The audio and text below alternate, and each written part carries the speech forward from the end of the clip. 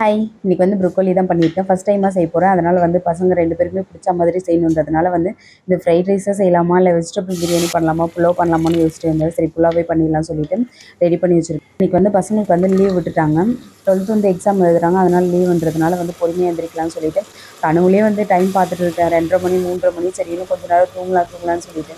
அதுக்கப்புறம் ஃபோன் எடுத்து பார்த்தா வந்து 6:30 ஆகுது. அடிச்சு பிடிச்சி எந்திரிச்சு வேகமாக ஓடி வந்து அதுக்கப்புறம் வந்து பிளான் பண்ணி வச்சிட்டேன். முன்னாடியே நைட்டு தூங்கும்போது யோசிச்சு வச்சிட்டேன். சரி லேட்டானா பரவாயில்ல கொஞ்சம் சீக்கிரமாக முடிச்சிடலாம்னு சொல்லிட்டு 8 மணிக்கு தான் ரெடி பண்ணேன். 8 மணிக்கு ரெடி பண்ணிவிட்டு அதுக்கப்புறம் அவங்கள வந்து ப்ரஷ் பண்ணிவிட்டு நீங்களே சாப்பிட்டுக்கோங்க அப்படின்னு சொல்லிட்டு வச்சுட்டு போயிட்டேன். எல்லாத்தையுமே ரெடி பண்ணி வச்சுட்டு அவங்களுமே சாப்பிட்டுட்டாங்க. எனக்கு டைமே இல்லை, காலைல சாப்பிட்டு போகிறதுக்கும் நேரம் இல்லை. அதுக்கப்புறம் 2 பாக்ஸில் வந்து டிஃபன் பாக்ஸ் எடுத்து கட்டிக்கிட்டு அதுக்கப்புறம் வேக வேகமாக ஓடிட்டேன். 8:30 மணிக்கெலாம் போயிட்டு பஞ்ச் அடிக்கணும். அந்த 8:30 மணிக்கு பஞ்ச் அடிக்கிறப்பா யோசிக்கும் போதே வந்து ஓட்டப்பந்தயத்தில் கூட அந்தளவுக்கு வேகமாக ஓட மாட்டாங்க. அவ்வளோ வேகமாக ஓடி வந்து கரெக்டாக வந்து 8:35க்கெல்லாம் பஞ்ச் அடிச்சுட்டு அப்பாடா அப்போ தான் உசிரே வருன்ற மாதிரி இருக்கும். இப்போ வந்து ஒரு பழக்கம் இருக்குது. சுத்தமாக நான் அலாரமே வைக்க மாட்டேன். அலாரம் வச்சேன்னா அன்றைக்கி கண்டிப்பாக நான் லேட்டாக தான் எந்திரிப்பேன். அது அலாரத்தை ஆஃப் பண்ணி தூங்கியே பழகிடுச்சு. அதனால் இன்றைக்கி அலாரம் தான் வச்சுட்டேன். அதனால தான் லேட்